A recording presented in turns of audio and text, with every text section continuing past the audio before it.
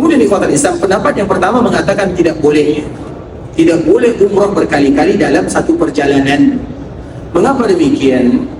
Kita lihat dikala Nabi melaksanakan ibadah haji Nabi namanya adalah haji qiran.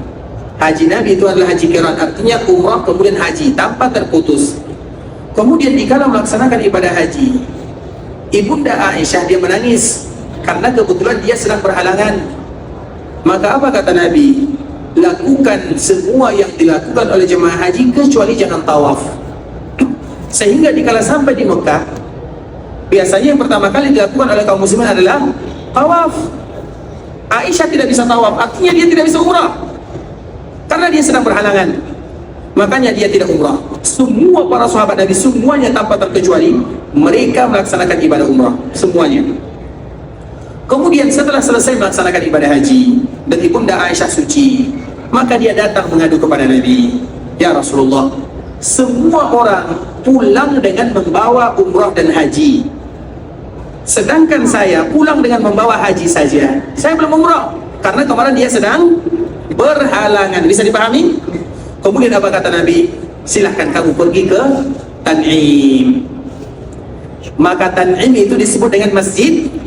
Itulah sejarahnya kenapa disebut dengan Masjid Aisyah. Kemudian ikhwatul Islam, pergilah kamu ke sana dan dikawani oleh Abdurrahman. Abdurrahman itu siapa? Siapa Abdurrahman? Siapa Abdurrahman? Abdurrahman anak saya. Abdurrahman banyak ya, tapi itu Abdurrahman bin Abi Bakar. Artinya saudara Aisyah radhiyallahu ta'ala anha. Nah, dikala dikawankan oleh Abdurrahman, yang umrah hanya Aisyah. Abdurrahman umrah atau tidak? Tidak. Padahal bisa bagi dia untuk umrah atau tidak? Bisa sekali.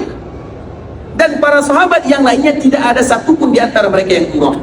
Bisa dipahami? Satu-satunya yang umrah adalah Aisyah. Makanya para ulama mengatakan, ini pendapat yang pertama ya, para ulama mengatakan barang siapa yang keadaannya sebagaimana dengan Aisyah, maka lakukanlah umrah berkali-kali kalau keadaannya sama dengan Aisyah. Dan ini hanya untuk wanita karena mereka berhalangan. Laki-laki tidak ada yang berhalangan. Artinya kesempatan ini tertentu bagi kita. Untuk pendapat yang pertama, bisa dijelaskan, bisa dipahami semuanya? Baik, pendapat yang kedua, karena pendapat yang pertama ini kayaknya sulit diterima ya. Tapi bagaimanapun kita menyampaikan pendapat para ulama, karena kita ingin beribadah betul-betul ada sumbernya.